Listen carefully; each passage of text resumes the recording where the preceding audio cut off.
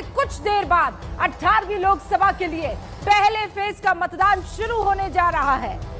आज लोकसभा चुनाव के पहले चरण के तहत 21 राज्यों की 102 लोकसभा सीटों के लिए मतदान होगा।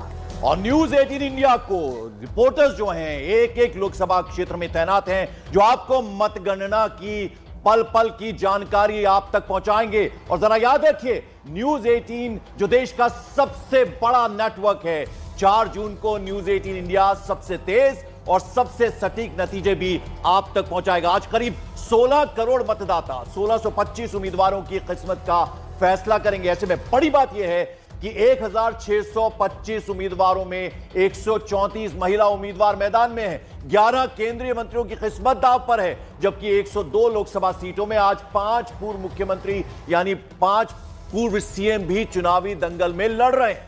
आज जिन 102 सीटों पर मतदान होने जा रहा है, उसमें आपको ये बता दूं, जो 73 है वो तो सामान्य सीटें हैं, 11 एससी सीटें हैं, 18 एससी सीटें हैं। कुल 1,87,000 पोलिंग बूथ है। और पीछे जो इस वक्त आप देख पा रहे हैं, ये बड़ा सा स्क्रीन का मुजाहिरा आप देख पा रहे हैं, जहां पर तमाम हमारे रिपोर्टर्स और पल पल की अपडेट आप तक पहुंचाएंगे। पोलिंग बूथ पर जो तैनात तमाम रिपोर्टर्स हैं, वो वीआईपी को भी कैप्चर करेंगे और वोटर्स के मन में क्या छुपा है वो भी आप तक पहुंचाएंगे।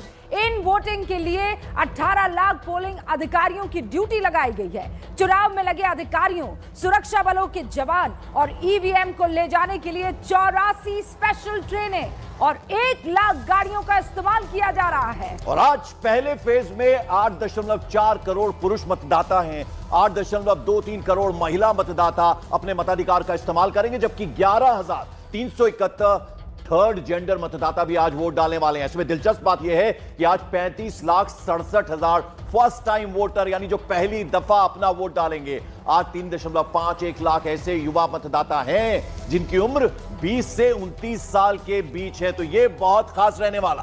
सारे खास मेहमान हमारे साथ जुड़े हुए हैं, जो बड़ा पैनल हमने आपके लिए चुना है। और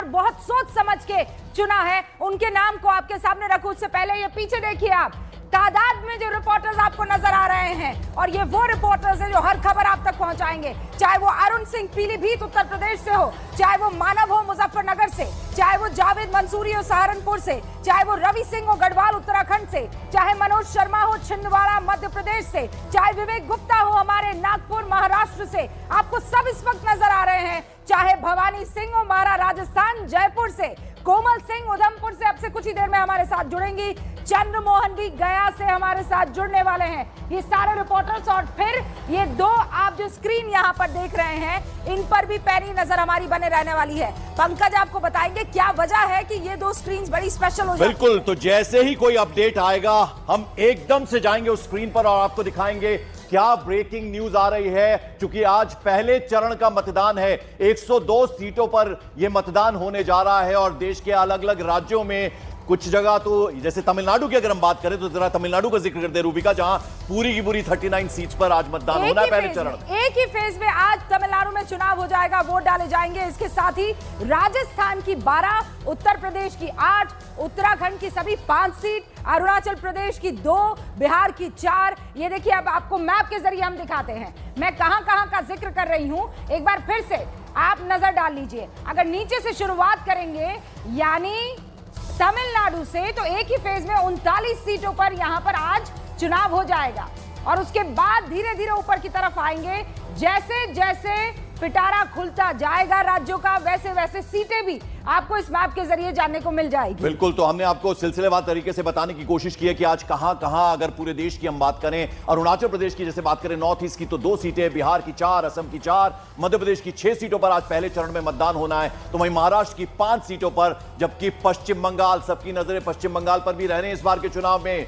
ममता दीदी का गढ़ है, वहां 3 सीटों पर पहले चरण में मतदान होगा। जबकि नॉर्थ ईस्ट की एक और राज्य है मणिपुर, जहां 2 सीटों पर, मेघालय में 2 सीटों पर, छत्तीसगढ़ की बात करें तो 1 सीट, मिजोरम की 1 सीट, त्रिपुरा की 1, जम्मू कश्मीर और अंडमान निकोबार, लक्षद्वीप और पुडुचेरी की भी एक एक सीट पर मतदान होना है। तो आप समझ सकते हैं कि आज का पहला चरण कितना इंपॉर्टेंट है और कहीं ना कहीं डिसाइडिंग होता है पहला चरण भी, क्योंकि उससे तय हो जाता है कि आगे का चुनाव किस तरह का होने वाला है। रूबिका, मतलब ये कहते हैं ना, आगाज जैसा होगा अंजाम भी वैसा ही होगा। तो आज किन बड़े चेहरों की किस्मत तय होनी है, ये भी जरा जान लेते हैं। नागपुर लोकसभा सीट, जरा नागपुर के बारे में रूबिका बताएं, क्योंकि हैवी वेट वहां से चुनावी मैदान में बहुत ही दिलचस्प मुकाबला होने वाला है। नितिन गडकरी वहां से लगातार सांसद बने हैं, हैट्रिक लगाने के लिए मैदान में उतरे हुए हैं और कहा जा रहा है कि आरएसएस की बकायदा 36 संगठन उनके लिए यहां पर काम कर रहे हैं। उधमपुर की बात करें, अगर हम जम्मू कश्मीर के उधमपुर की बात करें तो जितेंद्र सिंह 2 बार के सांसद हैं, केंद्रीय मंत्री हैं और बहुत ही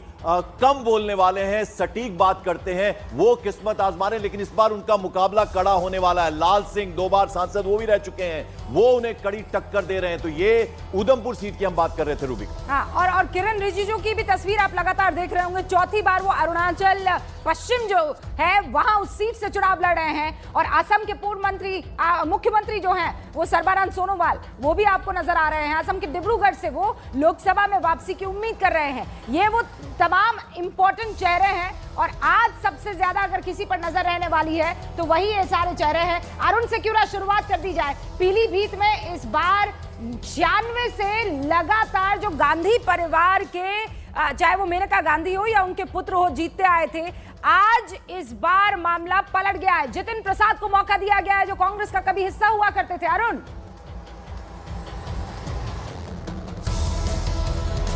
वो इलाका है जो तराई का इलाका कहा जाता है और ये इलाका जो है ये लगभग उत्तर प्रदेश के आखिरी छोर पर है। इसके बाद उत्तराखंड और नेपाल से सीमा लगती है। लेकिन मशहूर किस लिए है पीलीभीत? मशहूर इसलिए है कि गन्ने की मिठास और बांसुरी की तान, यहाँ पे बांसुरी बनाई जाती है और गन्ने की मिठास, पूरा तराई इलाका है। इस बार भारतीय जनता पार्टी के लिए क्या वो मिठास आएगी? क्योंकि जो मेनका गांधी यहाँ से लगातार लड़ती रही हैं, 6 बार वो सांसद रही, 2 बार जनता दल से, 2 बार निर्दलीय और 2 बार भारतीय जनता पार्टी से। हालांकि इस बीच 2 बार उनके बेटे वरुण गांधी भी यहाँ सांसद रहे। तो एक तरह से देखिए तो भारतीय जनता पार्टी की जीत यहाँ से सुनिश्चित होती रही है।